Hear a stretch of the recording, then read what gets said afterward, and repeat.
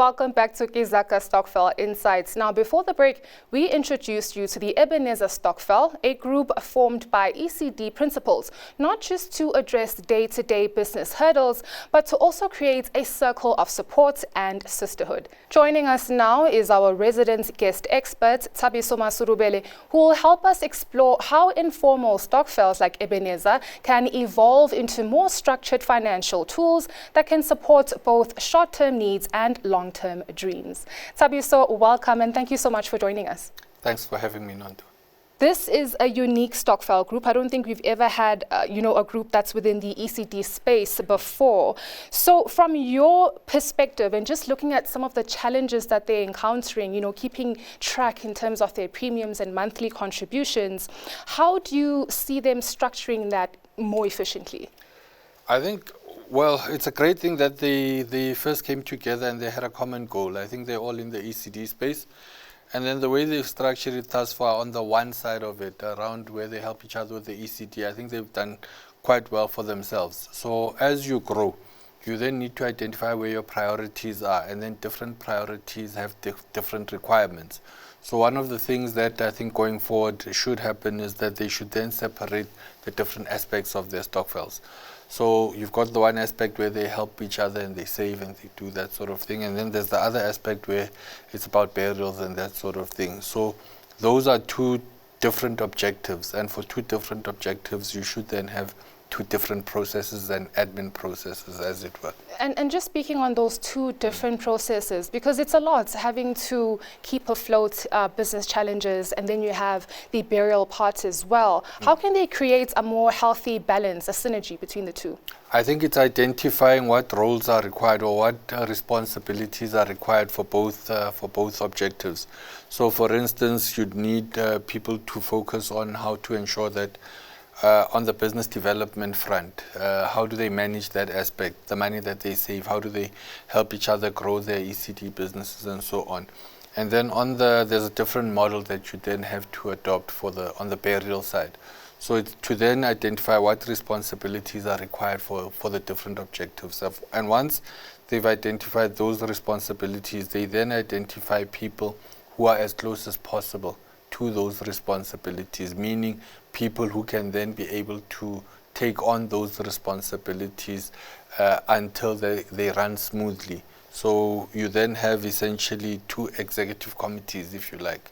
So you have one executive committee that focuses on the ECD and business development growth of the group, and then you have another that focuses on the funeral aspect of the group.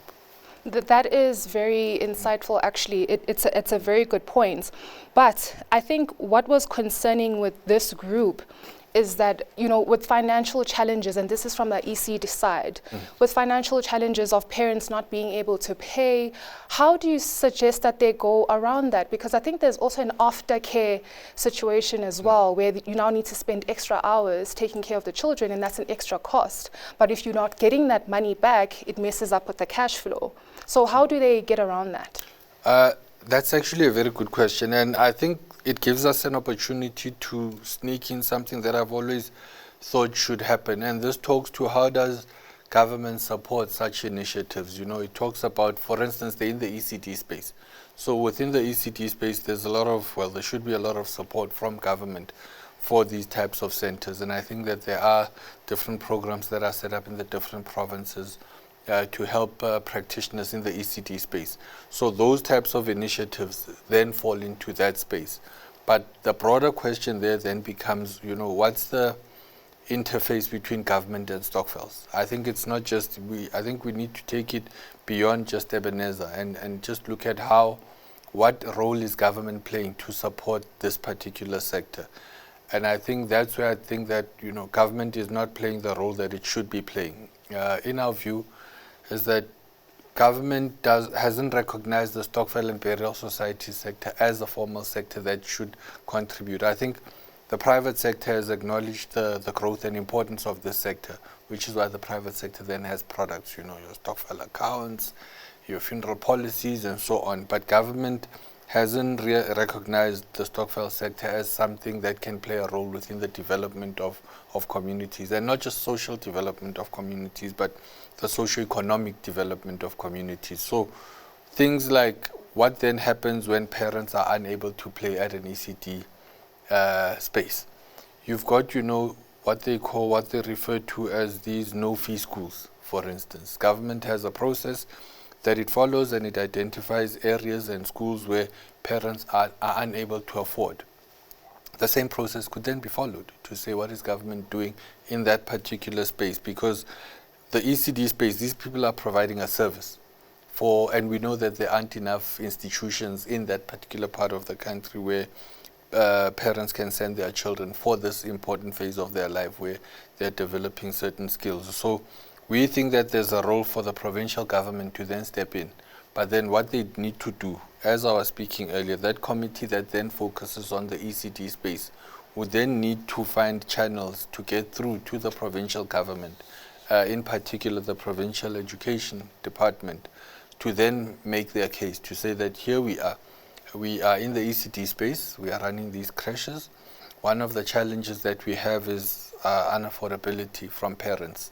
And we know that because parents can't afford a particular month or a particular year, that doesn't then mean kids shouldn't be going to the ECD space. So where then is the interface between government and the ECD spaces? And we think that there's definitely a role for government to play in assisting this particular Stokvel and their ECD spaces. I think we'll just hold it right there, and then after the break we'll just unpack more in terms of the opportunities for Stokvels within the ECD space. Please do stay with us. We will be back with more after this.